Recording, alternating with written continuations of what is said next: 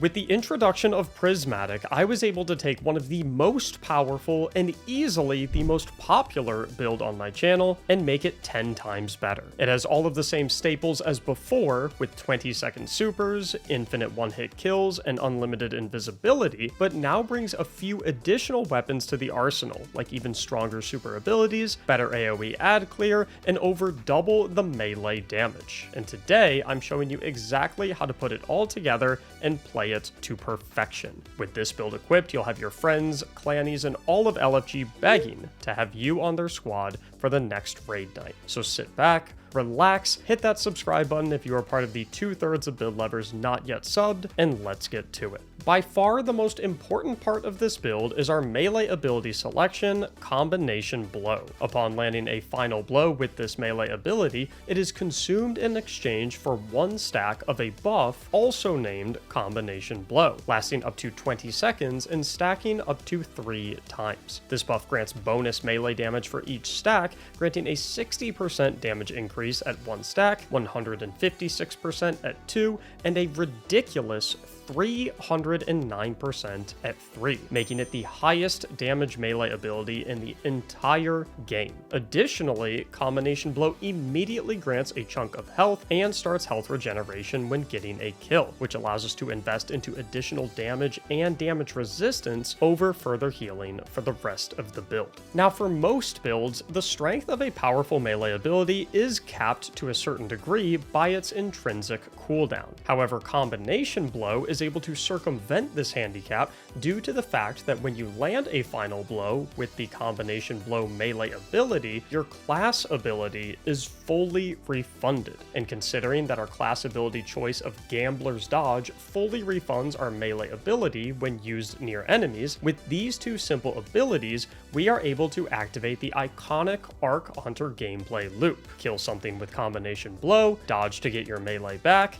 kill something else to get your dodge refunded, and then continue dodging while getting a ton of health back from every kill. This combination of infinite melees with infinite class abilities is also made significantly stronger with our first aspect, Winter's Shroud. With Winter's Shroud equipped, on class ability activation, you emit a slowing blast to all nearby enemies, applying 60 slow stacks and granting the user a brief period of bonus class ability regeneration and damage resistance. This means that after only 2 dodges, any enemies that are nearby during our infinite dodge melee loop become frozen at 100 stacks of slow, granting us 3 benefits perfectly suited for this build. The first is obviously that any non-boss enemies become completely powerless and unable to fight back, which doesn't even matter that much because the second benefit is that our melee will deal 120% bonus melee damage, something that also stacks with our Combination Blow buff, making them extremely easy to kill to trigger the third benefit, that AoE Explosive Shatter that will kill all nearby enemies as a result. What's more is that with some of the fragments coming later in the build, we can not only achieve an AoE equivalent to Jolt from the old version of this build, but also build up to deal more than double the AoE damage. But before we get there, we first want to discuss the aspect of this build that makes us borderline invincible, Stylish Executioner. The Prismatic version of Stylish Executioner grants 8 seconds of invisibility when landing a final blow on any enemy afflicted with an elemental debuff. This includes everything from Solar Scorch and Ignitions to Void Weaken, Suppression and Volatile, Arc Jolt and Blind, Strand Sever, Unravel or Suspend, and of course, the ones we are concerned about, thanks to our Winter's Shroud aspect, Stasis Freeze, Shatter, and Slow. And while there is a minuscule cooldown on this aspect that only lets you activate it every 2 seconds, that hardly matters if everything is dead before that internal cooldown is done, as you probably don't need to go invisible again anyway. Stylish Executioner also has 2 more synergies with this setup that really take its single target damage to the next level, as any melee attack while invisible from Stylish Executioner will be dealing 150% additional melee damage and weakens your target, causing it to receive 15% additional damage. This makes the Stylish Executioner aspect absolutely perfect for this build, with this invis melee bonus damage making it easier to stack the combination blow buff 3 times, especially in higher level content, and the weaken effect guaranteeing that any ultra tanky enemy surviving the first hit will be hitting the ground with the second one, especially when you consider our exotic armor choice, which I'll get to in a minute. But before we get there, I want to first talk about the 2 grenade options we have for this build, where I am urging you towards either the grapple grenade or the Duskfield grenade. You might think that the grapple grenade is a no-brainer for this build, considering the grapple melee that you can activate after using the grenade, but unfortunately, this grapple melee is not buffed by combination blow. Nonetheless, it is still a superb movement tool that can also unravel enemies, generating tangles when defeating them and providing another way to debuff enemies to proc Stylish Executioner. In situations where you want to control choke points and have better crowd control, however,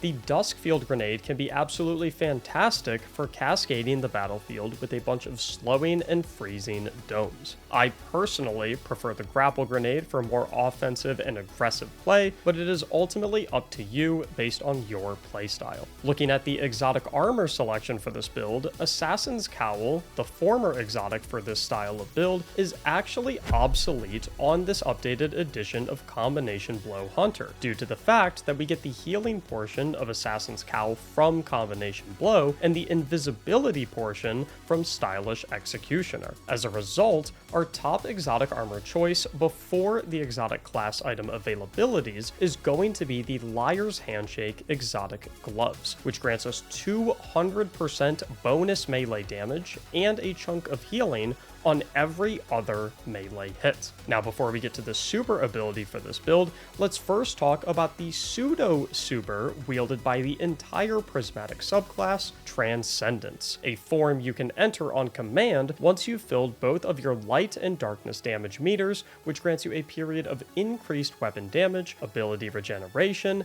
damage resistance, and transforms your grenade into the Hellfire Spike, a spike grenade that alternates between solar and stasis damage, resulting in a ton of scorch, ignitions, slows, and shatters. With that said, the final ability to select for this build is of course our actual super, which just so happens to be very dependent on the first fragment of this build, the Facet of Purpose. This is because when picking up an Orb of Power, Facet of Purpose grants the user Amplified, Restoration, Woven Mail, Void Overshield, or Frost Armor based on the damage type of their equipped super. As a result, we need to select our super based not just on the super itself, but also based on the defensive buff provided through this fragment. Therefore, the best super for this build, in my opinion, is Silence and Squall, due to its recent buffs doubling its damage to be on par with Blade Barrage, one of the best DPS supers in the game, and due to the fact that we will receive Frost Armor whenever we pick up an Orb of Power. Remember that Frost Armor is the newest stasis buff that grants 4.5% damage resistance per stack, maxing out at 5 stacks where it will grant a total of 22.5% damage resistance. While this isn't quite as potent as something like what Woven Mail would provide if we went with Silk Strike for our super, Silence and Squall in combination with Frost Armor is about the best super and Facet of Purpose buff pairing that you could ask for. However, that doesn't mean that there aren't situations where other supers could be even better, even with a less desirable buff through the Facet of Purpose, such as Deadfall Tether being absurdly strong for grouped ad clear and boss debuffing, or Marksman Golden Gun being solid for taking out bulky targets from range. Despite both of these supers granting inferior defensive buffs with Restoration ×1 and Void Overshield, they can still have their uses in certain scenarios. As a result, consider Silence and Squall to be your default pick, whereas these two alternative supers can be brought out in situations as you deem fit. With our two aspects of Stylish Executioner and Winter's Shroud and our already selected Facet of Purpose, we have 4 remaining fragment slots to fill. We want to be looking for fragments that take advantage of the strengths of our build: high melee damage, infinite class ability energy, amazing survivability in close quarters combat, and great splash damage through grapple melee, shatters, and our Transcendent Grenade. With all of this in consideration, taking slot number 2 is a fragment that fits perfectly into this build, the Facet of Ruin, which increases the damage and size of the burst when shattering and igniting enemies. With this increased range, it moves our shatters from good splash damage to massive AoE add clear potential. Along with the perfect synergy with our Hellfire Spike, this fragment was meant for this build. In fragment slot number 3 is the Facet of Protection, which grants us damage resistance while surrounded by combatants. While this fragment isn't necessary in lower level content, in any on-level or higher content, this fragment is going to save your life very frequently without any additional effort or thinking. The fourth fragment we're taking is the Facet of Dawn, which grants us Radiant every time we get a powered melee hit. With our setup, this is an infinite 25% weapon damage buff. And what's even better is that as long as we're getting powered melee kills, Facet of Dawn will be granting this buff to our entire fire team as well. With our last fragment, we are without a doubt going with the Facet of Courage, which grants bonus light ability damage when damaging darkness debuffed targets. This includes everything we're slowing and freezing, and what's crazier is the bonus damage from Facet of Courage stacks with our already crazy high damage multiplier on our cross-counter melees from Liar's Handshake and our damage bonus from Combination Blow. Finally, for our armor mod selections, we are looking to take a copy of Hands On for bonus super energy on melee final blows, as well as Dynamo for bonus super energy when using our class ability near enemies, both of which will obviously be procced just about every second. Down on the gloves, I love going with 3 copies of Heavy Handed to generate an orb of power when landing a powered melee final blow with only a 1-second cooldown in between orb generation, in contrast to the 10-second generation cooldown if we only ran 1 copy of these mods. On the chest, we'll simply go with damage resistance mods like Concussive Dampener and Melee Resistance for extra durability. For your boots, you're going to want a Scavenger mod matching the element of your heavy ammo weapon, a copy of Absolution for a chunk of ability energy refund to all abilities on Orb of Power pickup, and a copy of Innervation for a large chunk of grenade energy refund on Orb of Power pickup. Finally, on the class item, you'll want a copy of Reaper to generate an Orb of Power on your next weapon final blow after casting your class ability, Bomber for bonus grenade energy when dodging, and Powerful Attraction to automatically scoop up any nearby orbs also when dodging, to seamlessly proc mods like Absolution, Innervation, and fragments like the Facet of Purpose. For your stats, strength and mobility are nearly useless to you on this build, considering that you constantly refund their associated abilities in the aforementioned infinite melee dodge loop. So make sure you're building into tier 10 resilience first for 30% bonus damage resistance, followed by discipline for more grapple grenade mobility or Duskfield crowd control, and finally intellect for faster silence and squall supers. With every part of this build taken into account, the combination blow times 3 buff, the 150% increased damage while invisible from Stylish Executioner, the 200% increase from Liar's Handshake, the 120% bonus damage to frozen targets, and the 10% bonus from damaging darkness debuffed targets, you will be hitting for a bonus 7,522% damage on any enemy target in the entire game. And what's funny is that this doesn't even take into account the fact that you can pair this build with a 1-2 punch shotgun for an on-demand additional 150% melee damage increase. It is worth noting, however, that Liar's Handshake only grants 80% melee damage while 1-2 punch is active, and that 1-2 punch will be difficult to stack with the 150% damage increase from being invisible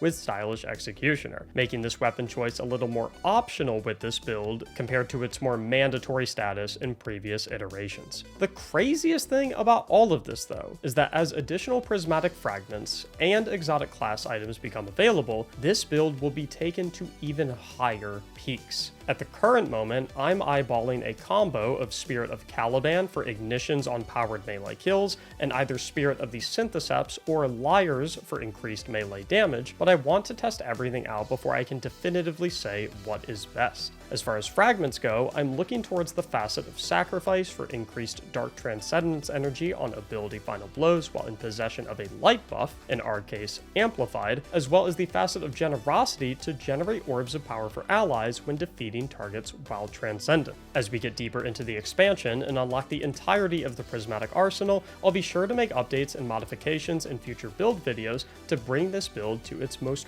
perfect form. So make sure you hit that subscribe button down below to catch any future iterations of this build. With this, you've now mastered the core knowledge behind by far one of the strongest builds Destiny has ever seen. All that's left to do is check out the written guide in the Mobalytics link down below, inside of which I have also included a Destiny item manager link that you can use to automatically equip all of this to your Guardian with just a few clicks. I hope you enjoyed this build video, and I look forward to seeing you in the next one. Thank you so much for watching, and as always, have a great day.